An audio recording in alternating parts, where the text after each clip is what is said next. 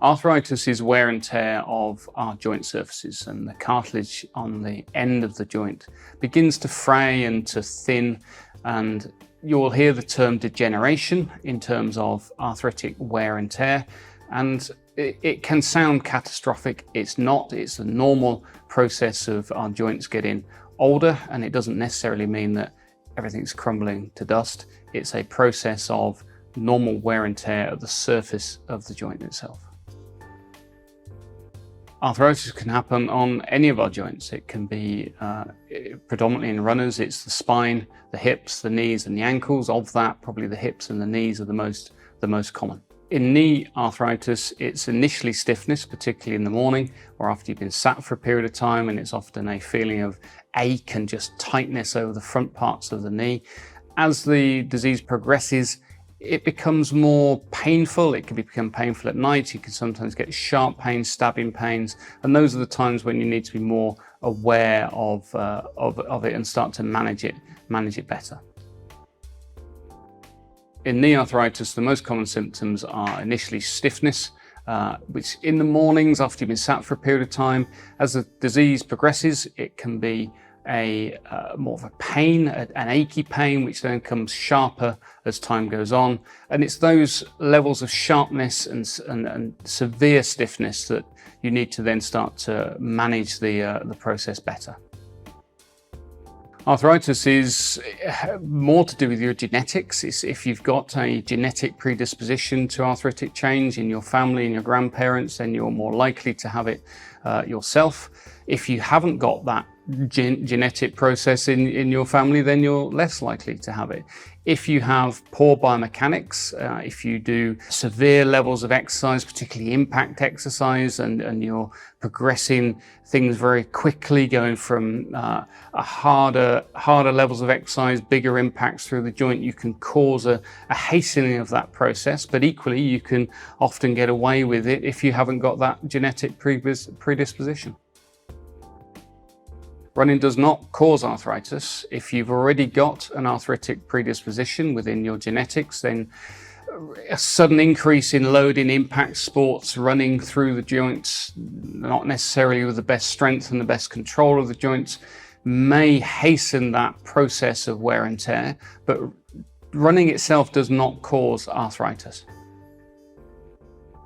You can still run if you have knee arthritis, and in fact, most people after the ages of 25, 30 have some form of wear and tear in the joint. Arthritis is this phrase that's sort of a very scary one, but that doesn't mean that you can't run. What you need to do though is to make sure that you manage your joints better. You get better strength, you get better control of the joints, you reduce down the type of impacts or severe impacts that are going to put more stress across the joint. So it's a case of managing yourself and dealing with that inevitable wear and tear process. And yes, you can absolutely run with arthritic changes. Arthritis cannot be cured in itself. It's a wear and tear process on the end of our joint cartilage. The joint cartilage gets thinner, gets fluffier, and it's wear and tear. That is a bit like your teeth. You're given what you get, and that's it. But that doesn't mean that you can't manage it by getting your joints stronger, getting your biomechanics as strong as possible, getting the good cushioning, working sensibly at your training program so you're not overloading things too much, too soon, too quickly. So you can't fix it, but you can manage it.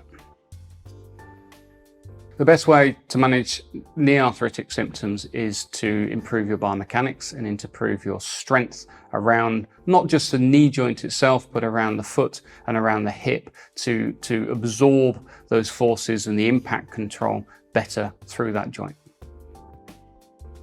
Depends on the level of your symptom. If you've got quite painful sore joints, you would want to be doing some relatively light, low impact exercises, and that may be simple double leg squats. It may be things in the gym like leg press. If you're beginning to get some sort of stiffness and wear and tear in the joint, but it's not particularly progressed, then you can work at more strenuous exercises, single leg work. That may be split squats, it may be lunges, it may be knee dips, it may be some weighted work. Basically anything that will then improve the strength around the knee joint and improve the way in which the cartilage is conditioned to cope with the impact and the load through the joint.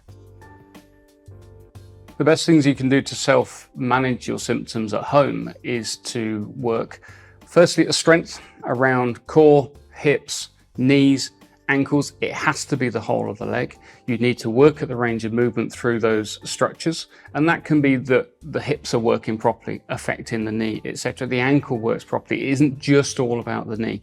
However, there are also some specific self-mobilization techniques that you can do to work on the range of movement in the knee. One of the things that you tend to lose in a stiff arthritic knee particularly is the ability to lock the leg out and also to fully flex the knee up. You start to lose those bits of range of movement at the end, and there are a number of techniques that you can use yourself to help mobilize those. We've talked about the mild cases of knee wear and tear, which unfortunately affects most of us as soon as we get into our 30s and 40s. If, however, you're getting symptoms of persistent swelling, sharp pain, severe stiffness at the end of range, you're struggling to lock your knee out straight, particularly you're getting feelings of locking, giving way, it feels like it's going to give on you, even if it's on the stairs, and you're certainly thinking, if I go out for a run, I'm going to suffer for the next 2 or 3 days, I'm going to be limping around on that joint, and that's persistent over 2 or 3 weeks, even if you can't relate it to a particular moment that you fell in a rabbit hole. Those are the times you need to go and get a proper diagnosis, proper assessment by a medical professional, chartered physiotherapist, sports medicine doctor, to get the proper advice to get your diagnosis absolutely right. That doesn't mean that it's going to end up in a knee replacement or some severe surgical procedure. It just means that you get onto the right diagnosis to lead you down the right way to get the best out of your knees in the future.